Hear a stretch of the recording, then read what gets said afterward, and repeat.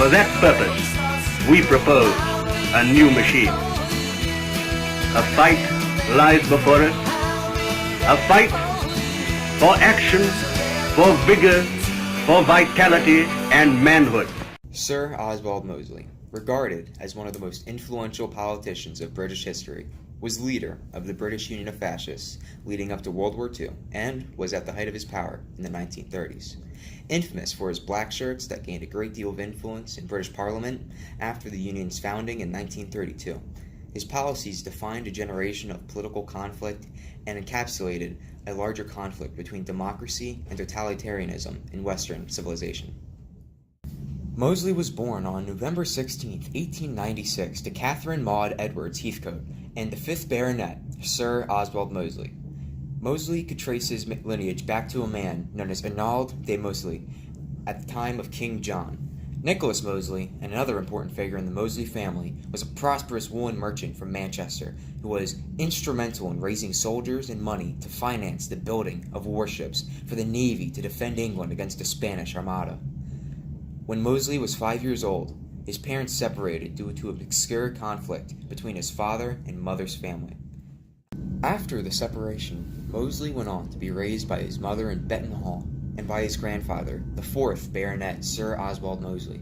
Mosley seemed unaffected by the separation, writing that the only evident result, I will concede at once, is really very trivial. I have a tendency to rely on some obliging woman to do some small things for me, which I feel she can do as well or better than I can. Mosley developed a strong affection for his mother, becoming very protective of her, and in later life, burned her diaries as not to expose her weakness. School for Mosley was not a joyous occasion, something he regarded as trivial and a nuisance. He felt as though he hurried to childhood, and that the triumphs of manhood would dash out the fantasies surrounding childhood. He entered a boys' school at West Downs, Winchester, where he forged a relationship with the headmaster who encouraged him in his studies. However, Mosley wrote that, I arrived at 9 as quite a bright boy, but I rapidly became a very stupid boy, not by lack of school teaching, but by stress of growth. This hurried childhood brought him to the height of 6'2" by the age of 14. Mosley felt that West Downs was more of a prison rather than a school, and the only recompense were the sports. Mosley took up boxing and fencing at West Downs, becoming masterful in both, and developing a passion for them, especially the latter. In 1914, Mosley left West Downs and joined Sandhurst, a Royal Military College, and Mosley lacked the discipline at Sandhurst, breaking rules with his friends and ignoring the duties of military life.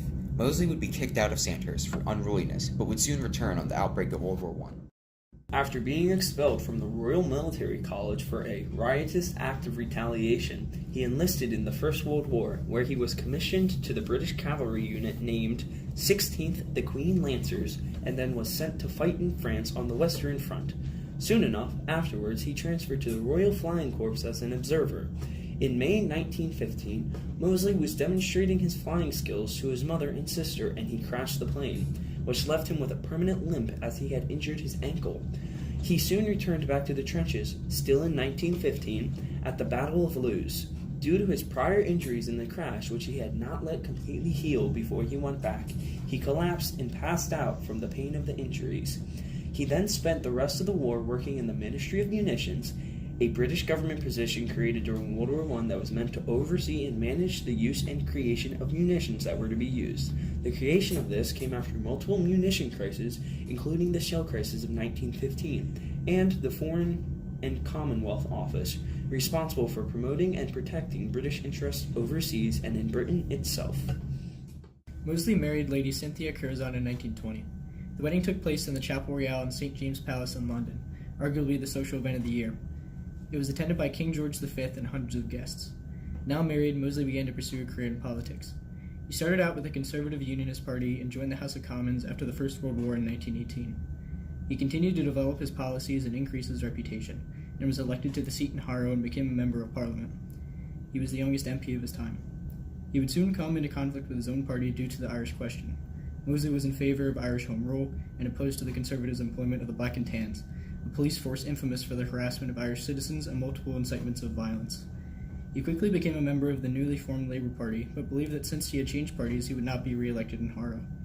He decided to run against Neville Chamberlain for the seat in Birmingham Ladywood, but lost by 77 votes, and he blamed the loss on bad weather. He was then appointed by the party to the Chancellorship of the Duchy of Lancaster and assigned to solve the unemployment issue. The Mosley Memorandum, which would have created employment on multiple state-administered projects, was rejected by the Labour Party twice, and subsequently Mosley abandoned the Labour Party. After the death of his father in 1928, Mosley inherited the baronetcy, thus entitling him with the prefix of Sir. Dissatisfied with his actions being continuously stalled by his previous parties, Mosley formed the new party in 1931, and this created a spoiler effect decisive in splitting the votes of the left, causing a disproportionate number of conservatives to become elected. The new party became increasingly totalitarian and, during the general election of 1931, lost all the seats they previously held. At this time, Mosley proceeded with studying new fascist regimes across Europe, including fascist Italy and Germany, even befriending Benito Mussolini and Adolf Hitler. He returned to Britain in 1932, and the new party, now transformed into the British Union of Fascists, continued to rise in popularity. After suffering through a difficult pregnancy, Cynthia Mosley, Oswald's wife, died on May 16, 1933 of peritonitis. Oswald Mosley was completely shattered by Cynthia's death, but according to his friends it intensified his political beliefs and made him even more committed to fascism. She left him with 3 children, Vivian, Nicholas, and Michael Mosley. It was at this time, however, that Oswald pursued an affair with his mistress, Diana Mitford. Common visitor of Germany, the two were married there in a private ceremony in the house of Nazi propaganda minister Joseph Goebbels' house. The wedding was attended by none other than Adolf Hitler. The Union continued on and held frequent rallies that almost always resulted in an anti-fascist uprising.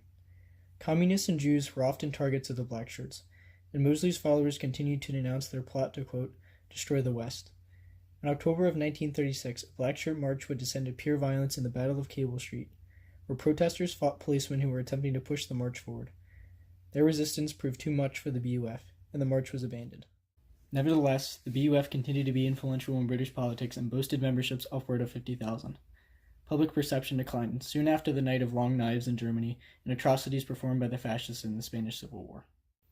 As tensions between Germany and Britain continued to rise, the BUF faced large public outcry after the outbreak of World War II in 1939 and ceased to hold any sort of influence in politics. The party was outlawed in 1940, and Mosley was imprisoned and interrogated. During the war, he was constantly subject to the public eye.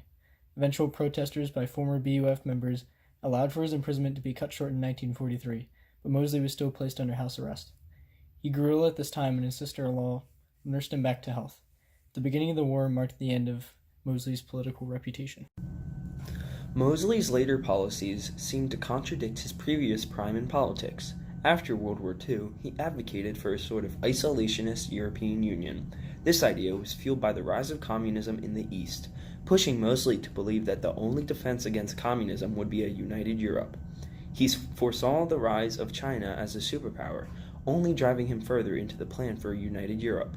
For the world, Mosley imagined a world divided into spheres, where the superpower for each sphere would be responsible for that sphere. The UN would still exist, but only as a stage for debate. He desired to keep the British dominion all outside of Asia as to lower tensions of another world war, while keeping a strong British influence. Mosley also saw an incoming labor crisis in Europe by migrant workers, which remains an issue in current European politics to this day. The issues he saw in politics of post-war Europe were that of Keynesian economics, which he saw as unsustainable in the modern Europe. He believed in a reverse of Keynesian economics, calling for controlled imports like high tariffs. After the conclusion of World War II, Mosley was convinced by his friends and supporters to return to British politics, despite his previous failures during the 30s and 40s. Mosley's rallies and assemblies were normally broken up by his opponents, making him leave Britain in 1951 for Ireland.